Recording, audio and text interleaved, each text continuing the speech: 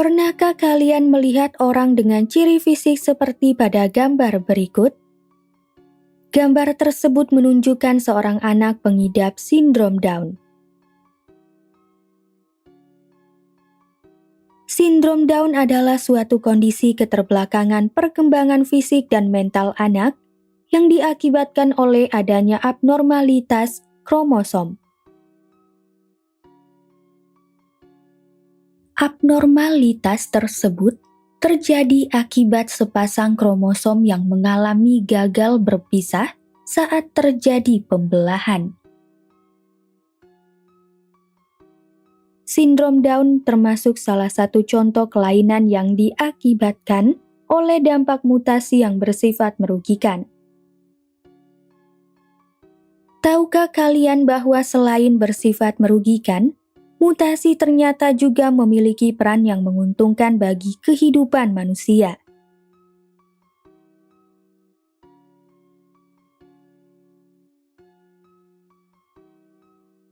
Apa sajakah dampak mutasi dalam kehidupan? Agar dapat menjawab pertanyaan-pertanyaan tersebut, mari kita simak pembahasannya pada video pembelajaran ini. Pada pembelajaran sebelumnya, kita sudah membahas definisi dan macam-macam mutasi. Mutasi adalah perubahan yang terjadi pada bahan genetik, baik pada tingkatan gen maupun pada tingkatan kromosom.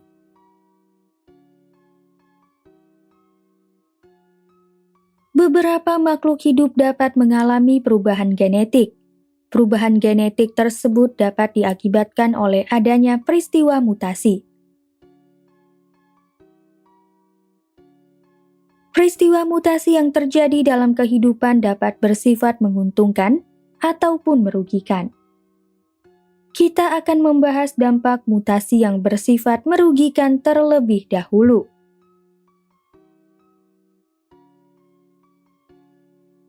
Dampak-dampak mutasi yang bersifat merugikan.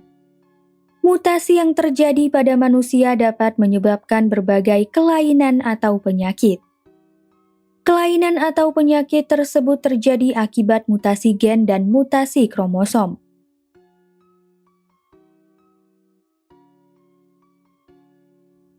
Kebanyakan dari penyakit atau kelainan tersebut tidak dapat disembuhkan. Akan tetapi, keparahannya dapat dikurangi oleh penanganan medis yang tepat, sehingga kerugian yang ditimbulkan dapat berkurang. Penyakit pada manusia akibat mutasi gen. Contoh penyakit yang diakibatkan oleh mutasi gen pada manusia adalah anemia sel sabit.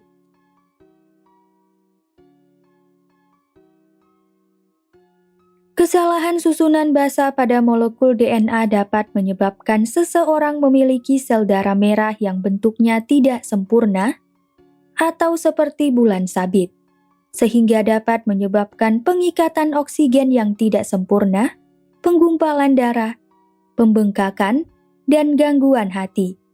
Penyakit ini disebut dengan anemia sel sabit.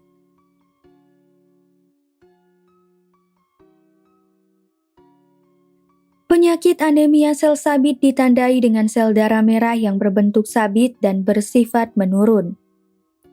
Hal ini disebabkan oleh adanya hemoglobin yang abnormal.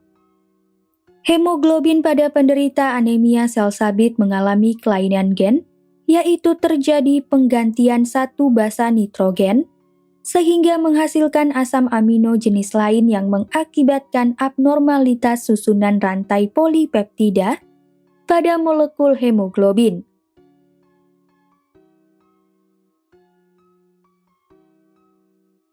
Hemoglobin pada manusia umumnya dikenal sebagai hemoglobin A dengan gen HbA, namun hemoglobin pada penderita anemia sel sabit dikenal dengan hemoglobin S dengan gen HbS. Molekul DNA mengalami mutasi berupa penggantian basa timin menjadi adenina pada rantai nukleotida dan menghasilkan triplet GUG yang mengode asam amino valin. Kelainan pada manusia akibat mutasi kromosom. Beberapa kelainan pada manusia akibat mutasi kromosom adalah sindrom Turner, sindrom Klinefelter, sindrom Jacob, sindrom Down,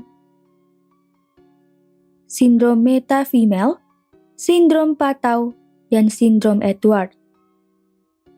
Mari kita bahas satu persatu ketujuh kelainan tersebut. Pertama, sindrom Turner.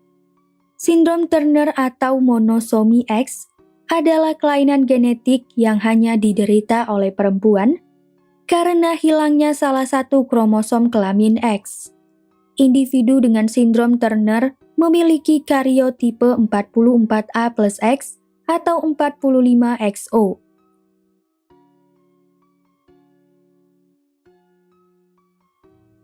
Karyotipe merupakan profil visual penyusunan urutan kromosom berdasarkan ukuran dari yang paling besar hingga yang paling kecil dengan kromosom kelamin atau gonosom diurutkan terakhir.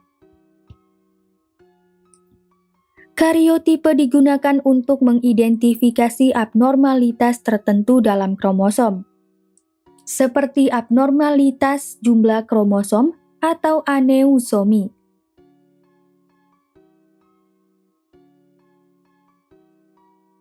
Sindrom Turner disebabkan oleh sel telur yang tidak mengandung kromosom X, dibuahi oleh sel sperma yang mengandung kromosom X.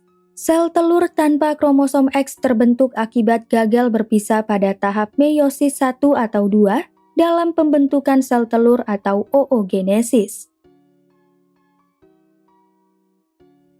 Zigot yang terbentuk dari gamet yang abnormal memiliki set kromosom N-1. Keparahan sindrom Turner bergantung pada seberapa banyak sel dalam suatu individu yang memiliki monosomi.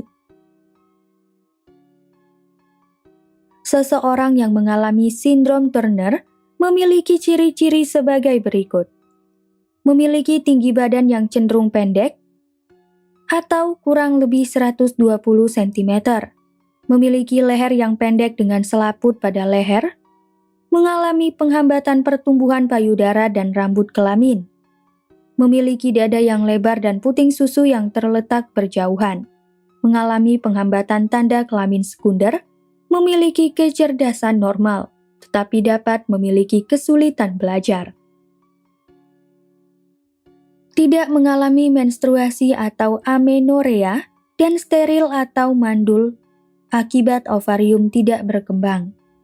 Mengalami koarktasio aorta atau aorta yang menyempit, memiliki banyak tahi lalat, mengalami gangguan penglihatan dan pendengaran, memiliki kubitus valgus, yaitu kelainan pada siku yang menyebabkan lengan bawah mengarah keluar.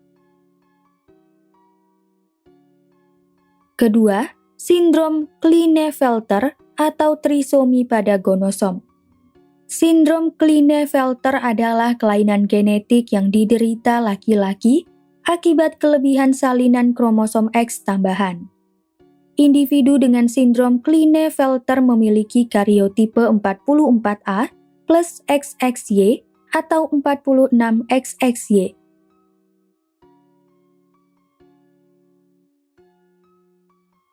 Sindrom Klinefelter terjadi akibat pembuahan dengan jumlah kromosom abnormal atau N ditambah 1. Misalnya, sel telur yang membawa kromosom X dibuahi oleh sperma abnormal yang mengandung kromosom XY atau sel telur abnormal yang membawa kromosom XX dibuahi oleh sperma yang membawa kromosom Y. Hal ini menyebabkan zigot yang terbentuk dari gamet yang abnormal memiliki set kromosom 2N plus 1. Keparahan sindrom Klinefelter beragam bergantung pada seberapa banyak sel tubuh yang mengalami trisomi XXY. Seseorang yang mengalami sindrom Klinefelter memiliki ciri-ciri sebagai berikut. Memiliki beberapa ciri seks sekunder perempuan, seperti pertumbuhan payudara dan pinggul yang lebar. Memiliki perawakan yang cenderung tinggi serta lengan dan kaki yang panjang. Memiliki pertumbuhan rambut tubuh, kumis dan jenggot yang kurang. Memiliki tulang yang lebih lemah dibandingkan laki-laki normal dan rentan mengalami osteoporosis. Memiliki suara yang tinggi seperti perempuan. Memiliki pola pertumbuhan rambut kemaluan seperti perempuan, memiliki testis yang kecil dan tidak dapat menghasilkan hormon dengan baik. Bersifat steril atau mandul, tidak mengalami kebotakan yang umum terjadi pada pria. Ketiga, sindrom Jacob. Sindrom Jacob adalah kelainan genetik yang diderita oleh laki-laki akibat kelebihan kromosom kelamin Y. Individu dengan sindrom Jacob memiliki karyotipe 47XYY atau kelebihan kromosom kelamin Y. Sindrom Jacob terjadi karena sel telur X dibuahi oleh sel sperma YY.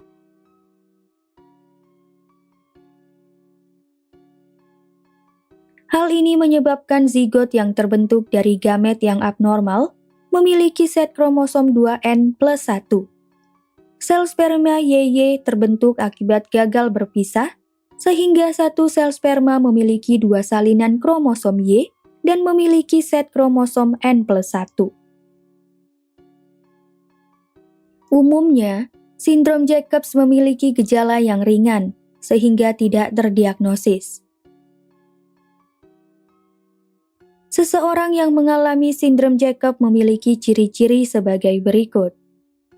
Memiliki perawakan yang lebih tinggi daripada laki-laki normal, rentan mengalami kesulitan belajar, memiliki kecenderungan gangguan perilaku, seperti bersikap antisosial dan agresif, lebih rentan terhadap asma dan kejang, terjadi penyusutan atau atrofi testis pada beberapa kasus.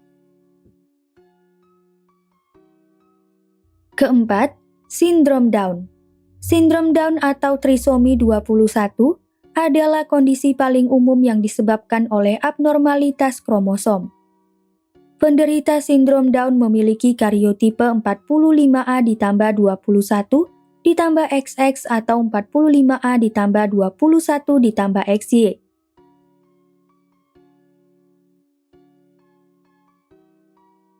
Sindrom Down terjadi akibat gagal berpisah pada autosom nomor 21. Ketika pembentukan sel telur atau sel sperma, sehingga sel gamet tersebut memiliki set kromosom N+1. Hal ini menyebabkan zigot yang terbentuk dari gamet yang abnormal memiliki set kromosom 2N+1. Keparahan sindrom Down bergantung pada seberapa banyak sel dalam suatu individu yang mengalami trisomi dan seberapa banyak bagian dari kromosom 21 yang terbawa akibat gagal berpisah. Seseorang yang mengalami sindrom Down memiliki ciri-ciri sebagai berikut. Memiliki kepala yang lebar dan rata. Memiliki wajah yang bulat dengan hidung yang pesek, memiliki mata sipit yang miring ke samping dengan jarak antara kedua mata lebar, memiliki bibir yang tebal dan lidah yang menjulur, memiliki telapak tangan tebal dengan garis tangan yang tidak putus atau garis simian, memiliki jari jempol kaki bengkok keluar dengan celah yang lebar, memiliki keterbelakangan mental dan IQ yang rendah, atau kurang lebih 40, mengalami gangguan pertumbuhan. Kelima, sindrom meta-female atau sindrom triple X. Sindrom meta-female adalah kelainan genetik yang diderita oleh perempuan dan sering disebut dengan sindrom wanita super atau super female, atau sindrom triple X atau trisomi X.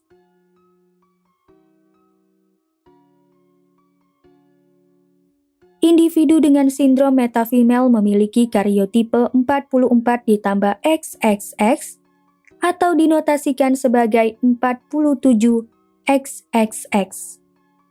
Sindrom metafemel terjadi akibat gagal berpisah pada gonosom X ketika pembentukan sel telur, sehingga sel gamet tersebut memiliki set kromosom N+1.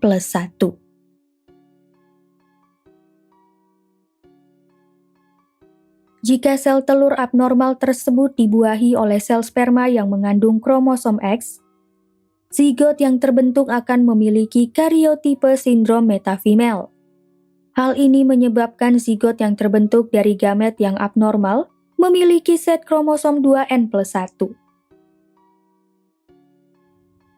Umumnya, individu dengan sindrom metafemel hanya memiliki gejala ringan dan tidak terdiagnosis.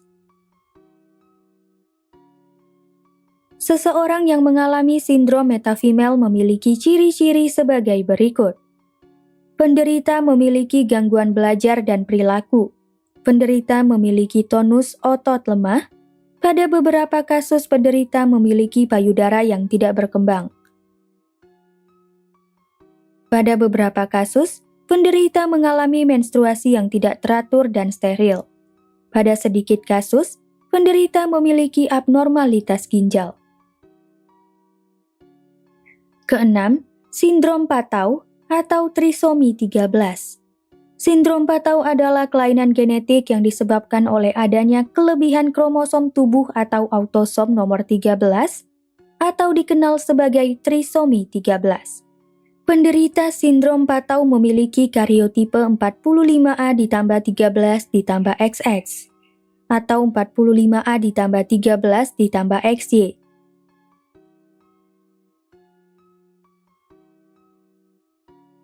Sindrom Patau terjadi akibat gagal berpisah pada autosom nomor 13 ketika pembentukan sel telur atau sel sperma, sehingga sel gamet tersebut memiliki set kromosom N+1. Hal ini menyebabkan zigot yang terbentuk dari gamet yang abnormal memiliki set kromosom 2N+1. Umumnya, janin yang menderita sindrom Patau akan gugur pada kandungan atau lahir mati. Kebanyakan bayi yang lahir dengan sindrom Patau meninggal sebelum berusia 1 tahun. Keparahan sindrom Patau bergantung pada seberapa banyak sel dalam suatu individu yang mengalami trisomi. Seseorang yang mengalami sindrom Patau memiliki ciri-ciri sebagai berikut. Polidaktili, memiliki kepala yang berukuran kecil, memiliki mata yang kecil dan jaraknya berdekatan, memiliki bibir sumbing dan celah di langit-langit mulut, mengalami kelainan pada otak, jantung, ginjal, dan saluran pencernaan. Mengalami cacat mental dan gangguan motorik, memiliki telinga yang letaknya rendah, tidak dapat mendengar atau tuli, memiliki kelainan pada kaki. Ketujuh, sindrom Edwards atau trisomi 18. Sindrom Edwards adalah kelainan genetik yang disebabkan oleh adanya kelebihan kromosom nomor 18 atau dikenal sebagai trisomi 18. Penderita sindrom Edwards memiliki karyotipe 45A ditambah 18 ditambah XX atau 45A ditambah 18 ditambah XY.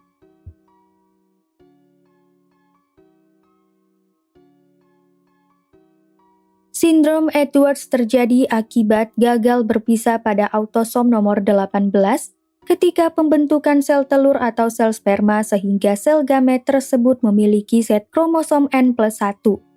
Hal ini menyebabkan zigot yang terbentuk dari gamet yang abnormal memiliki set kromosom 2N+1.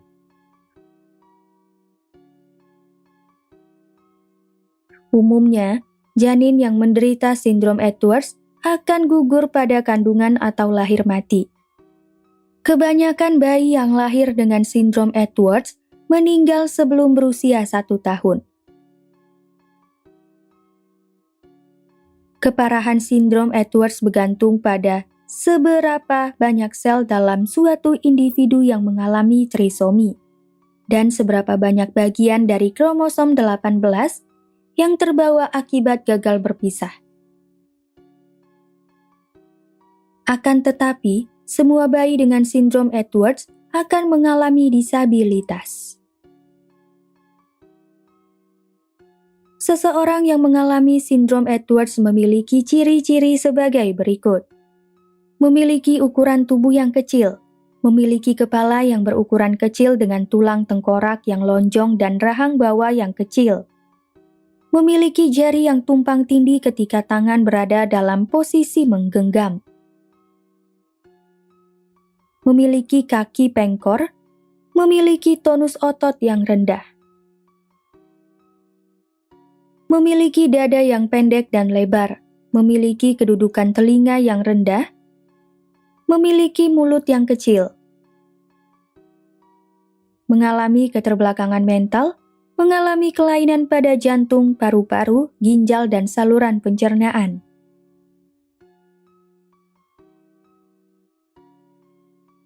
Dampak-dampak mutasi yang bersifat menguntungkan. Selain bersifat merugikan bagi kehidupan, mutasi juga memiliki dampak yang bersifat menguntungkan bagi kehidupan. Berikut adalah dampak-dampak mutasi yang bersifat menguntungkan. Pertama, mutasi alami dan buatan pada tanaman Sansevieria. Sansevieria atau lidah mertua adalah marga tanaman hias yang cukup populer. Popularitas Sansevieria disebabkan tanaman ini sangat mudah dirawat, tidak membutuhkan banyak lahan, dan dapat berfungsi sebagai penyerap polutan. Sansevieria memiliki daun keras, sukulen, tegak, dan dengan ujung yang meruncing.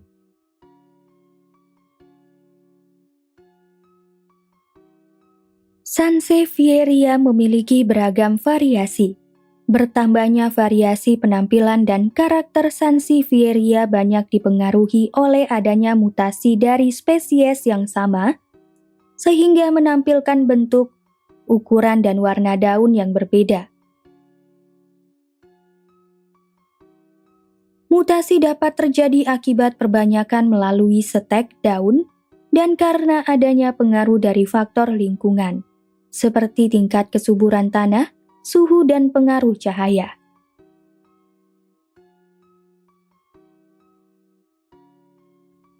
Sinar X dan sinar gamma merupakan radiasi pengionisasi yang dapat melepas energi atau ionisasi ketika melewati atau menembus materi. Proses ionisasi tersebut terjadi dalam jaringan tanaman, sehingga hal itu menyebabkan perubahan sel, genom, kromosom, dan DNA atau gen. Meskipun demikian, ada kalanya tanaman mutasi kembali normal apabila dikembangbiakan secara generatif.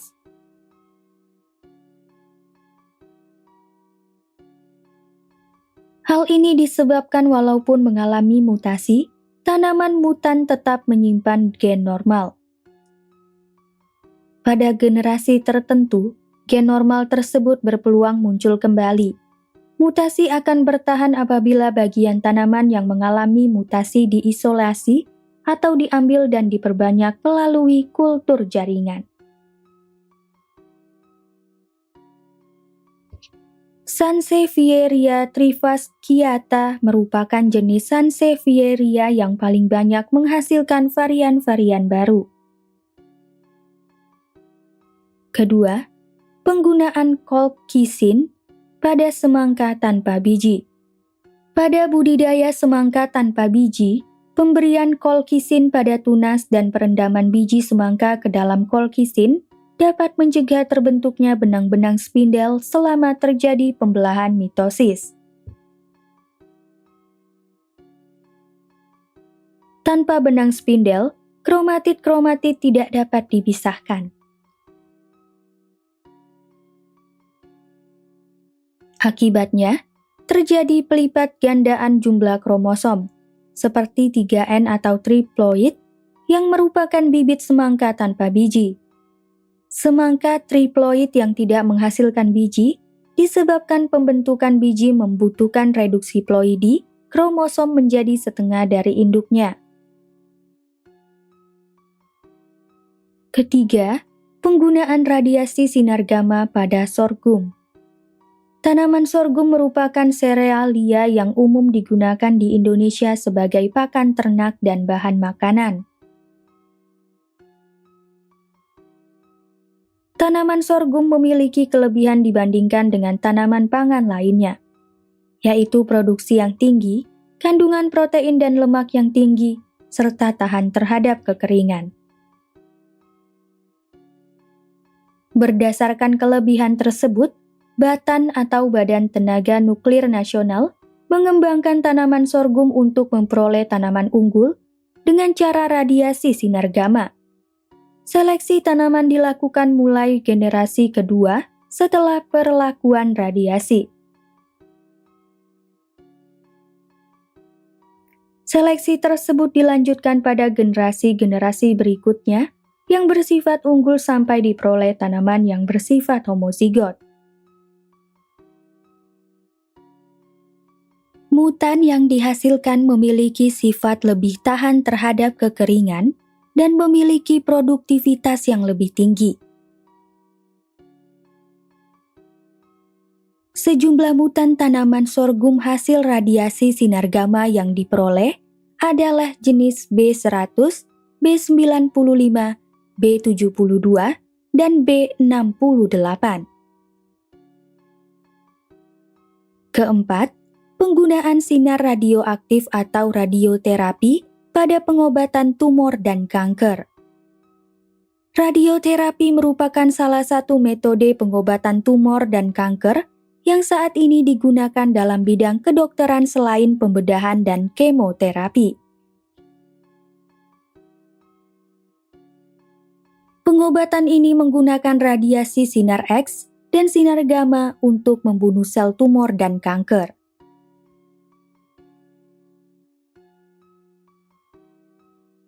Pada metode pengobatan ini, sinar radioaktif dengan dosis tertentu akan ditembakkan ke jaringan tumor atau kanker. Sinar radiasi tersebut mengakibatkan ionisasi molekul air dalam sel.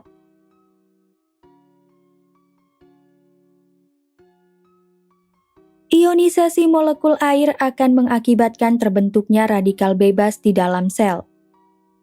Penumpukan radikal bebas akan mengakibatkan kerusakan komponen-komponen penyusun sel, sehingga akhirnya sel tersebut mati.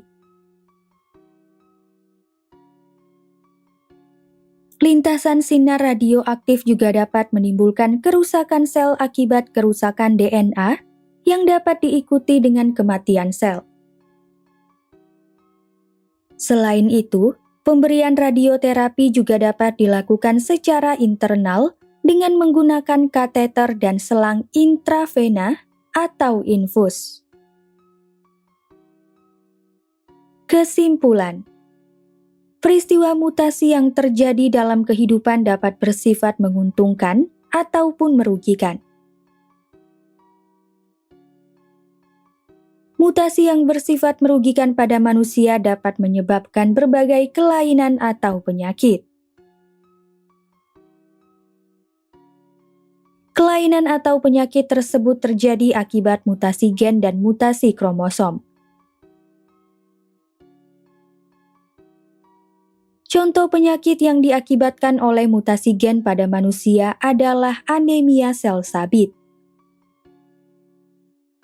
Sementara itu, beberapa contoh kelainan yang diakibatkan oleh mutasi kromosom pada manusia adalah sindrom Turner, sindrom Klinefelter, sindrom Jacob, sindrom Down, sindrom metafemel, sindrom Patau, dan sindrom Edward. Selain bersifat merugikan bagi kehidupan, mutasi juga memiliki dampak yang bersifat menguntungkan bagi kehidupan. Dampak-dampak mutasi yang bersifat menguntungkan adalah mutasi alami dan buatan pada tanaman Sansevieria, penggunaan kolkisin pada semangka tanpa biji, penggunaan radiasi sinar gamma pada sorghum, serta penggunaan sinar radioaktif atau radioterapi pada pengobatan kanker.